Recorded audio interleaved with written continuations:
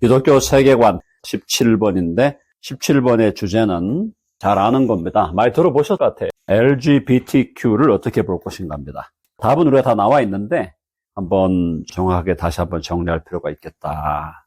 LGBTQ 관인데 요즘엔 이제 LGBTQ에서 뭐 더 나와요. 뒤에 붙는 게 뭐가 많아요. 그걸 다 외운다는 것도 불가능하고 그냥 LGBTQ로 얘기를 하겠습니다. LG 요거는 이제 보통 우리가 호모섹슈얼이죠. 동성애. 그다음에 B는 바이섹슈얼입니다. 양성이라고 합니다. T는 트랜스젠더, 성전환. Q는 퀴어 그러죠. 퀴어 그래서 여기 이제 마음대로 하는. 당연히 우리가 볼 때는 부정적일 수밖에 없습니다. 부정적일 수밖에 없는데. 퀴어가 한국말로 번역하면 뭐죠? 의미가 이제 그러니까 기괴하다. 그거에 맞을 것 같아요. 기괴함. LGBTQ 요거 넘어서서 이제 퀴어에 들어가는 게 이제 bestiality, 짐승, 그 다음에 pedophile 그런 것들 다 포함되는 거예요. 동물, 짐승, 그 다음에 또 아이들 뭐 이런 참 안타까운 일이죠. 일단은 요거를 길게 할 건 없고 제가 짧게 정리하겠습니다. 성에 대한 거죠, 결국은. 성을 어떻게 볼 거냐 하는 거죠. 첫째, 하나님이 만드신 성, 그러니까 이제 영어로 sexuality라고 그러죠. 성생활을 할까요? 이것은 남녀와의 관계. 남녀라도 성인이죠. 성인 남녀가 결혼한 컨텍스트, 결혼이라는 이 테두리, 결혼의 테두리 안에서 이루어져야 된다. 테두리 안에서만이 유일한 거, only. 하나님께서 만드신 건 이거잖아요. 하나님의 원리는 성인 남녀가 결혼이라는 테두리에서만 허락되는 것이다. 그게 이제 성경의 가르침인데 그걸 지금 정면으로 도전하는 거거든요. 정면 도전하는 거니까 이런 것들이 사실은 하나님 앞에서 반드시 심판받는 것이고 심각한 문제가 뭐냐면은 이제 이런 것들이 우리 역사를 볼 때 인간의 역사 속에서 이것이 최근의 일일까요? 아니면은 옛날부터 이러한 일탈들이 있었던 것일까요? 있었죠. 역사에 오랫동안 있었다. 인간의 역사 속에서 이게 오랫동안 있었던 거예요. 그럼 왜 이러한 것들이, 이러한 일탈, 이러한 오류와 잘못을 범하게 되었을까? 그 이유는 뭐죠? 이유가 뭡니까? 타락이다. 타락 맞죠? 또 처음에 사람이 죄를 범하여갖고 타락을 했기 때문에 타락의 결과로 인간 본성이 부패합니다. 한번 해봅시다. 인간 본성에 부패. 부패한다는 게 썩었다는 얘기거든요. 그러니까 인간의 본성이 타락을 함으로 본성이 썩어지기 때문에 이 썩은 데서 나오는 열매예요. 썩은 데서 나오는 열매. 본성의 부패의 열매다. 자, 이런 생활을 하는 것에 대해서 하나님의 심판이 어떤 심판이 있었나요? 자, 심판에 두 가지 요소가 있습니다. 첫째가 시간 세계 속에서의 심판. 시간 속에서 심판이 일어나고 그 다음에 영원한 심판이 있는 거죠. 자, 로마서 1장 가보죠. 로마서 1장에 보면은 바울이 하나님의 계시를 통해서 바울이 그 얘기를 하죠. 로마서 1장 26절, 27절 거기 나와 있죠. 지금 거기 중요한 용어가 이제 순리대로라고 하는 단어 26절, 27절에 순리대로라는 게 naturally 이 말입니다. 자연적으로 이 말이에요. 자연적으로 하나님이 그렇게 창조하신 질서를 어기는 거죠. 그러면서 여자들도 순리대로 쓸 것을 바꾸어 영리로 쓰고 여기 이제 여성에 관한 거고 27절은 남자들도 순리대로 여자 쓰기를 버리고 서로 향하여 음욕이 부를 듯하며 남자가 남자와 더불어 부끄러운 일을 행하여 그들의 그릇됨에 상당한 보응을 그들 자신이 받았다. 시간 세계 속에서 역사 속에서 보응을 받은 거예요. 그죠? 여기 오늘날 대표적인 게 뭡니까? 에이즈입니다. 에이즈. 선천성 면역 결핍증 이렇게 지금 번역이 되어 있죠. 에이즈라는 게 이것도 전염병이잖아요. 이거. 에이즈가 전염병이에요. 이거 걸리면은 이건 지금 암보다 더 나쁜 병이죠. 암보다 더 치명적인 병이죠. 뭐 에이즈만이 아니라 뭐 그 외에 다양한 질병들로 인해서 하나님의 심판과 보응이 있었다. 이렇게 한다고 해서 회개의 기회가 없는 건 아니죠. 회개 기회가 있죠? 회개 기회가 있습니까? 없습니까? 회개하면 돼. 회개하고 주께로 돌아오면 돼요. 근데 회개를 안 하면, 회개를 안 했다. 그럼 이건 뭐야? 영원한 지옥으로 가는, 불못으로 가는. 자, 이것이 명백한데 오늘날이 왜 문제냐? 지금 21세기, 20세기부터 21세기에 왜 이게 지금 문제가 되는 겁니까? 20세기와 21세기에 들어와서 이것이 왜 문제가 되냐면 동성애라는 것이 과거에도 있었지만 과거에 그것이 국가적으로 합법화되지는 않았다는 거예요. 일탈로 인정했고 일탈이지만 어떻게 하겠냐? 그렇게 간 거고. 근데 지금 이제 20세기와 21세기에 와서 이제 서구 유럽 사회와 그다음에 일부 또 아시아권과 또 이 미국 동성 결혼을 이 결혼을 합법화했다는 거거든요. 이거는 이제 좀 차원이 다른 거라는 얘기죠. 20세기와 21세기 이전에 이런 동성이라든가 이런 성적인 만행이 저질러진 것은 역사 속에 계속 되어져 왔지만 그것을 결혼으로 만들어서 이 결혼을 합법화를 시켰다는 것.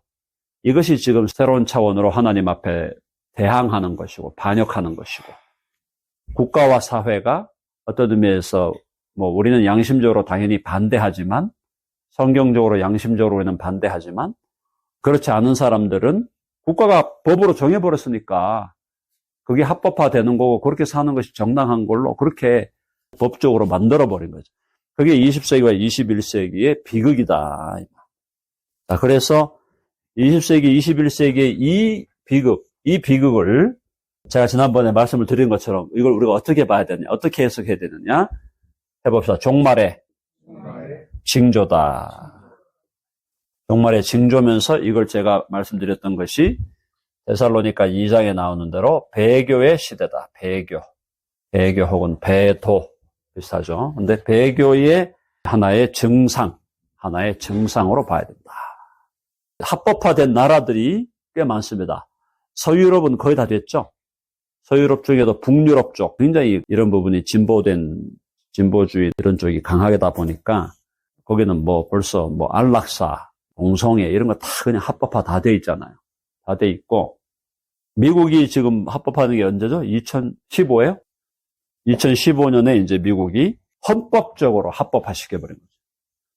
2015년에 합법화가 되면서 벌써 10년 지났는데, 자, 이게 이제 합법화가 되면 문제가 뭐가 생기냐면, 이게 자연적이고 도덕적인 삶에서 일탈된 것이라고 보는 견해가 지배적이었던 거 하고, 이것을 법적으로 합법화 시켰다는 것이 뭐가 달라지는가? 간단합니다. 2015년 이전에 미국의 동성애자의 숫자, 2015년 이전에 자기를 동성애자라고 주장하는 사람들이 5% 미만이었을 거예요. 제가 알기로. 5%가 안 됐을 겁니다. 자, 근데 25년, 24년 그때 나온 통계에 따르면은 여기에 해당되는 사람들, LGBTQ 이후에 여기 해당되는 사람이 지금 10%를 넘었다는 거거든요. 조금 시간이 지나면 어떻게 되냐면은 이런 식으로 사는 사람이 미국인들의 3분의 1. 그게 얼마 안 남은 거예요. 왜? 합법화 시켜놨기 때문에 가뜩이나 뭐 그냥 과거에는 법적으로는 문제가 안 돼도 자연법적으로 이거는 문제가 되니까 눌러놨던 거를 합법화 시켰네? 그러면 분출하는 거예요. 분출하면서 이것이 확장되는 거예요. 결론은 뭡니까? 결론은 해봅시다. 심판받아. 마땅하다. 심판이 마땅함. 이미 뭐 시간 세계 속에서 상당한 보응을 받고 있고 지금 뭐 이런 전염병에도 걸리고 하는데 근데 하나님이 심판한 케이스가 있었죠? 뭐죠? 소돔과 고모라. 소돔과 고모라가 어떤 도시였습니까? 환락의 도시. 동성애가 창궐한 도시. 누가 왔어? 천사들이 왔는데 우리가 저 사람하고 상관하겠으니까 내놔라. 롯의 집에 막 문을 두드리면서 여기다 유황불이 떨어졌죠? 유황불로 심판. 이게 뭐야? 지옥 심판에 대한 예고야, 예고. 지옥도 유황으로 타는 불이라 그랬거든. 지옥 불 심판에 대한 예표, 예고예요. 소돔과 고모라는 도시가 그렇게 안 컸습니다. 아무리 커봤자 10만 명 정도밖에 안 됐을 거예요. 10만 명도 물론 큰 도시지만은 소돔과 고모라가 저렇게 한꺼번에 유황불이 떨어져 가지고 심판당하듯이 마지막 주님 오시는 그날 이 지구 땅이 심판을 받을 것이다. 비율이 높아지는 거예요, 지금. 미국이 10% 정도까지 올라왔다는 거는 지금 저쪽 유럽, 서유럽이나 북유럽은 제가 볼 때 한 30% 된다고 봐야 돼요. 한 3분의 1 정도 그렇게 산다고 봐요. 거기 살고 싶겠습니까? 그래서 롯에 대해서 뭐라 그랬어요? 그 심령이 상했다 그랬어요. 소돔과 고모라에 살면서 롯의 심령이 상했다. 우리도 마찬가지. 우리도 우리의 심령이 상할 정도로 이 사회가 그렇게 급속하게 타락화되어 가고 있고, 그러면서 이것을 타락을 합법화하고 있고, 그것이 마치 선진국으로 갈수록 이 비율이 높아지는 거예요. 이 비율이. 세계에서 잘 산다고 하는 OECD 국가 20위권 안에 들어가는 국가, 한국도 거기 들어가 있는데 20위권 안에 들어가 있는 나라치고 저것이 합법화되지 않은 나라가 오히려 적다 할 정도로. 근데 유일하게 지금 한국이 합법화가 안 돼 있거든요. 한국은 합법화가 안 돼 있어요. 한국이 이거를 합법화를 시키려고 하는 정권이 합법화를 지금 시도하는 거예요. 근데 이번에 통과될 것 같아요. 제가 볼 때. 못 막습니다. 못 막는 이유가 싸우질 않잖아. 싸우질. 이거 반대하느라고 한국교회가 몇백만이 모여갖고 기도회 했잖아요. 보수적이고 복음적인 교회들이 이거 막으려고 지금 얼마나 애를 씁니까? 거룩한 방파제, 온갖 단체를 만들어갖고 하는데도 그 뭐 앉아가지고 국회의원이라는 작자들이 앉아가지고 그렇게 있으니, 그래서 롯과 같이 우리의 마음이 상하지만, 그래서 지금 마음이 상하지만 어떻게 하겠습니까? 잘 버티고 견디고 기도하고 저항하고 버텨야 되겠고, 그 다음에 저항해야 되겠죠? 저항하고 기도하고 해야 돼요. 저항은 비폭력적인 저항이면 괜찮아요. 크리스찬들이 1인 시위할 사람 1인 시위도 하고, 저항하고 기도하고 막기 위해서 애를 써야죠. 이거 한번 통과돼 버리면은 한국이 지금 동성애 인구가 얼마 되겠어요? 1%도 안 돼요, 지금 한국. 아직까지. 그래도 괜찮은 나라야. 1%도 안 되는 나라가 이거 합법화 시키잖아요? 한국도 10%, 20% 금방 갑니다. 이거를 우리가 막아야 된다. 못 막으면 정말 지옥문이 열리는 거고, 물론 이제 우리가 종말론적으로 볼 때는 그렇게 갈 수밖에 없어요. 트렌드가 그렇게 가기 때문에, 트렌드가 그렇게 가는 거는 어쩔 수 없지만, 그래도 우리 대한민국은 막아야 되지 않나. 요만한 땅에서 이거 퍼져가는 거요? 금방이에요. 미국은 합법적으로 해놔도 땅이 너무 넓어. 땅이 넓으니까 확산 속도도 그렇게 높지 않고, 근데 대한민국은 정말 얼마나 작은 땅입니까? 서울에서 부산 가봤자 5시간 차로. 기차 타면 2시간 반이면 가는데. 합법화 시켰다? 끝나요. 끝나. 제가 말씀드리는 거는 우리가 다 공감하는 얘기를 제가 하고 있는 겁니다. 이걸 막아내기 위해서 우리가 기도하고, 또 한국에서 이걸 막기 위해서 애쓰는 사람들을 또 위해서 기도해주고, 그러나 쉽지 않은 싸움이다. 자, 이 상황에서 우리는 종말론적으로, 종말의 징조로서 우리가 이걸 확인하고, 그 다음에 심판이 마땅한 이들 중에도 또 구원받아 회개하고 구원받아야 될 사람이 있을 테니까 회개하여 구원받고 구원받을 수 있도록 또 우리가 복음 전도해야 되겠죠. 그러나 이 싸움은 심각한 싸움이다. 미국은 졌잖아요. 2015년에 통과되고, 그러고 나서 미국의 대표적인 교단들이 다 동성애자 안수를 안 주면 수가 들어갑니다. 수가 들어갈 수 있어요. 왜냐하면은 연방 헌법에서 인정한 걸 갖다가 왜 그걸로 나를 차별하느냐. 걸면 걸리는 거야. 미국도 지금. 그렇게 하니까 이제 우리 기독교권에 있는 사람들이 그렇게 수가 들어오고 그렇게 이제 고발이 들어오면은 뭘로 막아내고 있는 거야? 종교 자유, 신앙의 자유, 신앙 양심의 자유, 예배의 자유, 이걸로 지금 이제 그걸 막아내고 있는 거거든, 지금. 겨우겨우 좀 받고 있는 거예요, 미국도. 2015년에 통과되고 나서 가장 최근에 동성애자 안수 주는 교단이 감리교잖아, 감리교. 미국의 감리교단이 꽤 큰 교단이에요. 감리교단의 전체 인구가 1000만 명이에요. 1000만 명이면 엄청나게 큰 교단입니다, 미국에서. 1000만 명의 교단이었는데 이게 동성애자 안수를 주기 시작하면서 300만이 나와버렸어. 300만이 나오니까 기존의 감리교단이 힘이 약해지잖아요. 300만이 색깔을 확실하게 드러내갖고 나와버리니까 복음주의 교단들이 같이 복음주의로 모여갖고 자유주의 감리교가 뭐였냐면 유나이티드 메서디스트. 여기 자유주의 유나이티드 메서디스트였는데 여기서 이제 우리 나온 복음주의 감리교가 글로벌 메서디스트로 나왔어. 이게 복음주의예요. 그래서 이 사람들이 미국의 복음주의 감리교하고 다른 여타 세 개의 감리교가 연합이 된 거야. 그래서 감리교가 복음주의자들은 또 살아있으니까 감리교단이 이번에 제대로 한번 뛰쳐나왔다. 잘했다.